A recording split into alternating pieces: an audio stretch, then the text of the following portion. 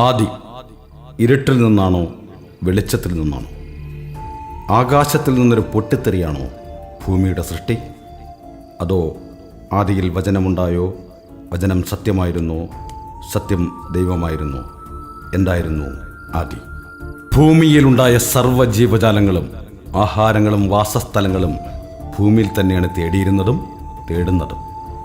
ആ ജീവജാലങ്ങൾക്കിടയിൽ മനുഷ്യരൂപങ്ങൾ എന്നോ പ്രത്യക്ഷപ്പെട്ടു. അതിലൊരാൾ മറ്റൊരാളെ അനുസരിക്കപ്പെട്ടു. അനുസരിക്കപ്പെട്ടവൻ അനുസരിച്ചു കൊണ്ടേയിരുന്നു.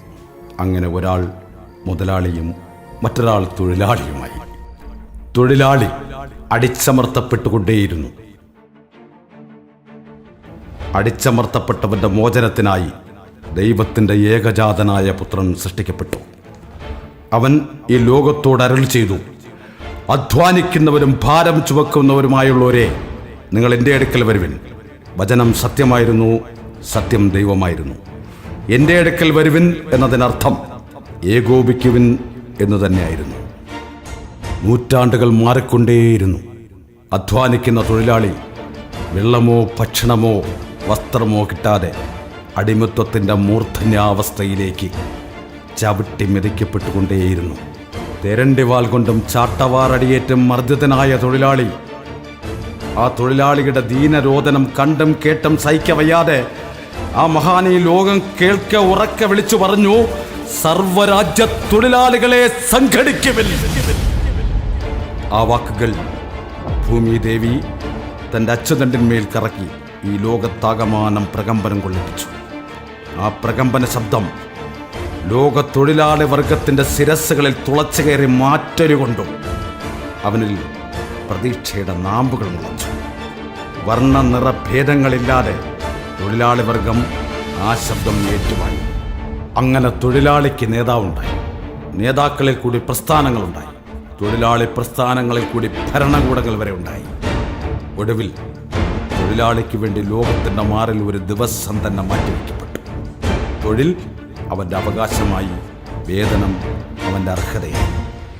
ഇന്ന് എവിടെയെങ്കിലും ഒരു തൊഴിലാളി അടിമത്തം അനുഭവിക്കുന്നുണ്ട് എങ്കിൽ അവന് വേണ്ടി വാദിക്കുന്നു അവർക്ക് ഐക്യദാർഢ്യം.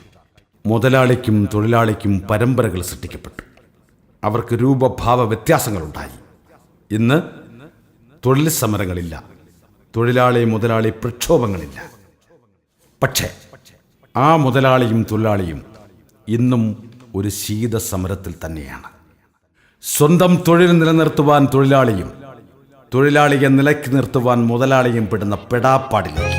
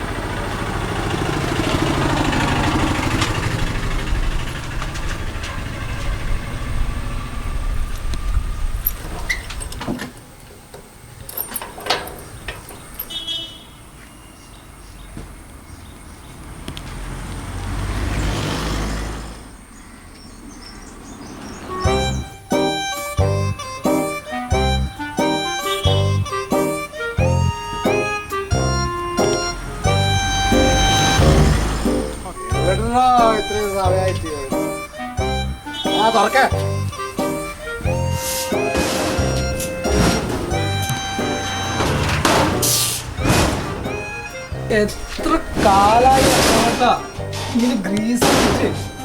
എന്റെ ഓർമ്മ ശരിയാണെങ്കിൽ ഈ കട തുറക്കുന്നതിന് എത്രയോ കാലം.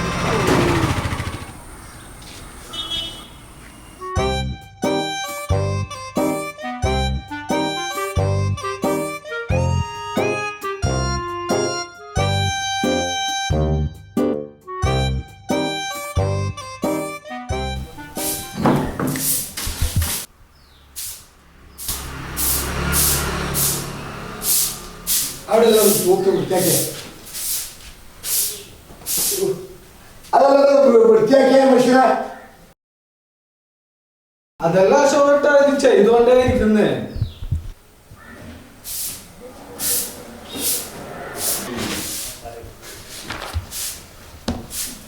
ബഷീറെ, ഇന്നലെ എപ്പോ വീട്ടിലെത്തിയത്? ഞാന് 8-8:30 9 മണിയാകുമ്പോ വീട്ടിൽ എത്തിയിട്ടുണ്ട്. അല്ല, ഞാൻ വരുമ്പം തന്നെ ശ്രദ്ധിച്ചു, നമ്മുടെ ബോർഡിൽ ഒരു ചെറിയൊരു മാറ്റം കാണുന്നുണ്ടല്ലോ. വക്കോൽ കിലോ കിലോ കട, വക്കോൽ കിലോ കട, അതാണ് കൂട്ടിച്ചേർത്തത്. ഞാനത് വന്നപ്പോഴേ കണ്ട അശോകേട്ടാ. അശോകേട്ടാ, നമുക്കൊരു കാര്യം ചെയ്താലോ? വൈക്കോല് കിലോ കണക്കിന് അങ്ങനെ കൊടുത്താലോ? അത് കിലോ കണക്കിനാക്കണമെന്നോ കിൻഡിൽ കണക്കിനാക്കണമെന്നോ ഞാൻ തീരുമാനിക്കാം. പക്ഷെ നീ ഇപ്പൊ നിന്റെ പണിയത്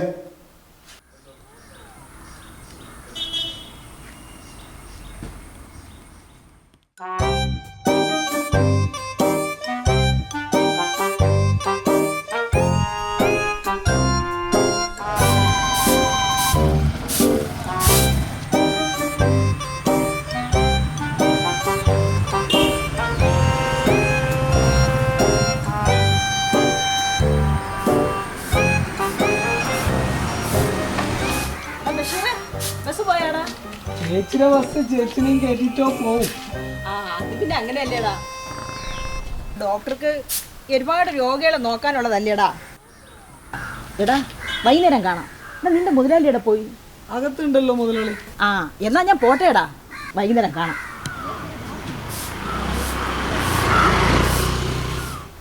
അവള് ശരിയല്ലെന്ന് തോന്നുന്നല്ല. അത് ഈ നാട്ടുകാർക്ക് മൊത്തം അറിയാം. അത് നിനക്കെങ്ങനെ അറിയാം? അശോകേട്ടൻ നാട്ടുകാരോട് പറഞ്ഞ ശേഷം അതിന് പിറ്റേ ദിവസം എനിക്കും അറിയാം.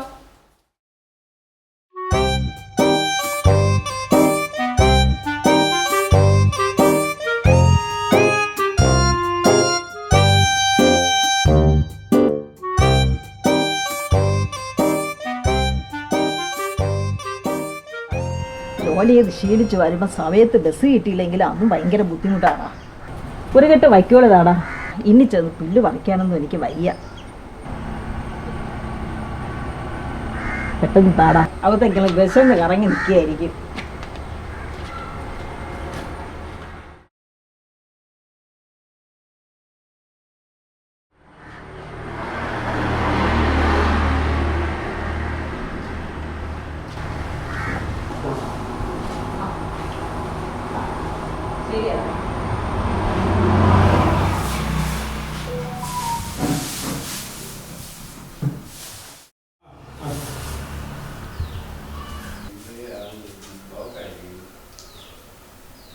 അശോകേട്ടാ, എനിക്കൊരു 1000 രൂപ വേണല്ല.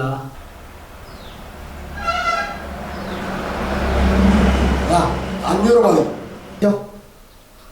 500 മതി മതി, അതുകൊണ്ട് തൃപ്തിപ്പെടും. പിന്നെ 500. അപ്പൊ ത്രാസ് വാങ്ങിക്കല്ലേ?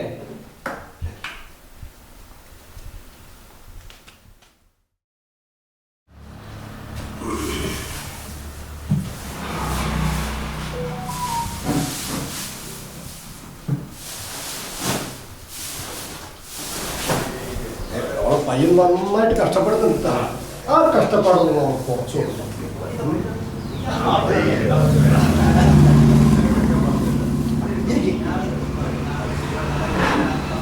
നിങ്ങൾക്ക് എത്ര കിലോ വൈക്കോലോ വേണ്ടത്? എത്ര കിലോ ഉണ്ടാവും? ഒരു 100 കിലോ ഉണ്ടാവും. എന്നാ ഒരു 100 കിലോ. ഇനിയിപ്പം എല്ലാം ബഷീർ നോക്കൂ.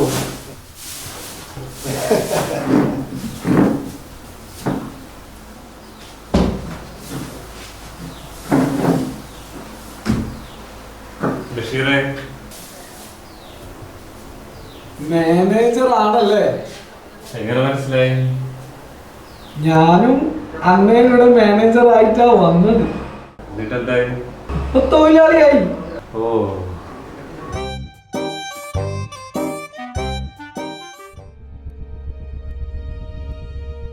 എന്താ ബഷീറെ? ഓനിക്കിട്ട് 2 ഞാൻ കൊടുക്കുന്നുണ്ട്. കൊടുക്കും. ആർക്കിട്ടാ? ഇപ്പൊ ഇവിടെ ഇറങ്ങി പോയില്ലേ? ഇവിടെ ഇറങ്ങിപ്പോയതാരാ? ഓനിക്കന്നെ. ഓന് കൊടുക്കും പറഞ്ഞാ കൊടുക്കും. ആരാണ് ഇറങ്ങിപ്പോയത്? ഇപ്പൊ ഇവിടെ ഇറങ്ങി പോയില്ലേ? അവന് കൊടുക്കും. അതാണ് ആരാണത്? ഇപ്പൊ ഇവിടുന്ന് ഇറങ്ങി പോയില്ല മാനേജറെ, ഇവിടുന്ന് ഇറങ്ങി പോയാൻ ഓനിക്ക് ഞാൻ കൊടുക്കും എന്ന് പറഞ്ഞാൽ കൊടുക്കും. ബഷീർ ആരുടെ കാര്യമാണ് പറയുന്നത്? മാനേജർ ഞാനാണ് നിങ്ങൾ കാട്ടിയത്. ഇപ്പൊ ഇവിടുന്ന് ഇറങ്ങി പോയാൽ അറിയില്ലേ ആരാണത്? മാനേജറെ ഇപ്പൊ ഇവിടുന്ന് ഇറങ്ങി പോയാള് നമ്മുടെ മുതലാളി. ആ അതന്നെ ആ ആളെന്നെ പറഞ്ഞത് ഞാൻ കൊടുക്കും പറഞ്ഞാൽ കൊടുക്കും, അടി കൊടുക്കും. അവനെ ഞാൻ കൊല്ലോ. അപ്പൊ ബഷീർ നാളെ ഇവിടെ ജോലി ചെയ്യണ്ട? ജോലിയും അടിയും മുതലാളിയും ഇതൊക്കെ എന്താണ് മാനേജറെ?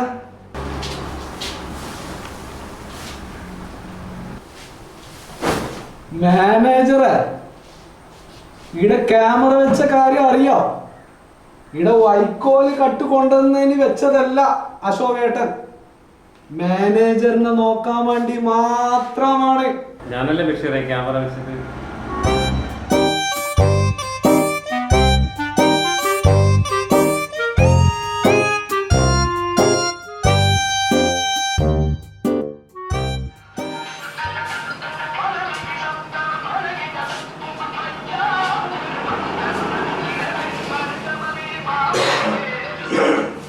മരുതമലേ മാമലയേ മുരുകയ്യ, മരുതമലേ മാമലയേ മുരുകയ്യ. അശോകേട്ടാ, എന്തായാലും മുരുകൻ പ്രേമം പതിവില്ലാത്തതാണല്ലോ. മുരുകന്റെ മോളെ കല്യാണം മൂത്ത മോളേക്കാൾ ഗംഭീരമാണ് ഇളയ മോളെ കല്യാണം. അത്രക്കെല്ലാം വലിയ കല്യാണ. മൂത്ത മോളെ കല്യാണത്തിന്റെ പൈസയും കൊണ്ട് മുരുക മുങ്ങി. 4-5 കൊല്ലം മുമ്പേ തെറ്റി ആ കുടുംബം. അത് ശരി. എന്നിട്ട് ഇപ്പം വന്നിരിക്കുന്നു ഇളയ മോളെ കല്യാണത്തിന് വേണ്ടി മുരുകൻ.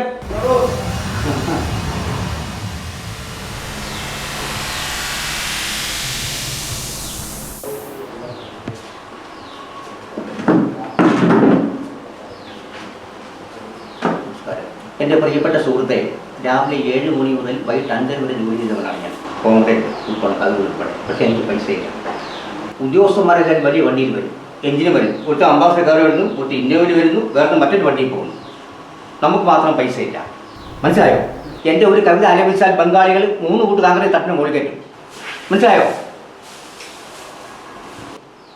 വൈകുന്നേരത്ത് വിളിച്ച് പറഞ്ഞു ഇനി മെറ്റിൽ കിടപ്പുണ്ട്, അത് ഓടി മാറ്റണം. ഞാൻ 60 കൊണ്ട് 5 മിനിറ്റ് എടുത്ത് കയറ്റി. എന്നിട്ട് എനിക്ക് പൈസയില്ല. പൈസ ഇല്ലെന്ന്. ഇവിടെ എല്ലാം ഭൂചലനം നടക്കുന്നു. നടക്കുന്നില്ല. എവിടെയൊക്കെ തന്നെ വീഴാത്തെന്താ?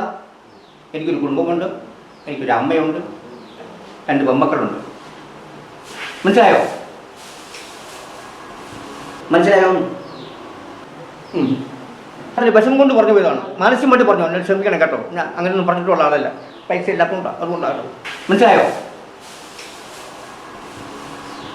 ഞാൻ മുതലാളിയെ വിളിച്ച് പറഞ്ഞിട്ടുണ്ട്, വറ്റോൻ്റെ കാര്യം പറയാം. പൈസ ഞാൻ കൊടുത്തോളാം കേട്ടോ.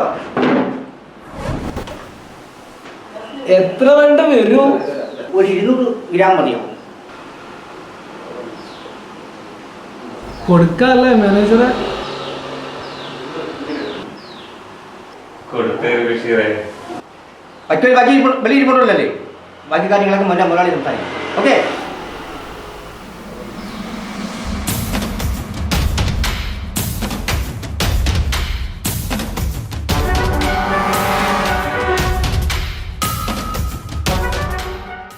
നാളെ കൊടുക്കാം എന്നുള്ള ആത്മവിശ്വാസത്തോടെ തൻ്റെ കയ്യിലുള്ള ഭാരം ഭൂമിയെ വേദനിപ്പിക്കാതെ ആ കടഭാരവും ഏന്തി തൊഴിലാളി ഇന്നും അഹങ്കാരത്തോടെ മുന്നോട്ട്.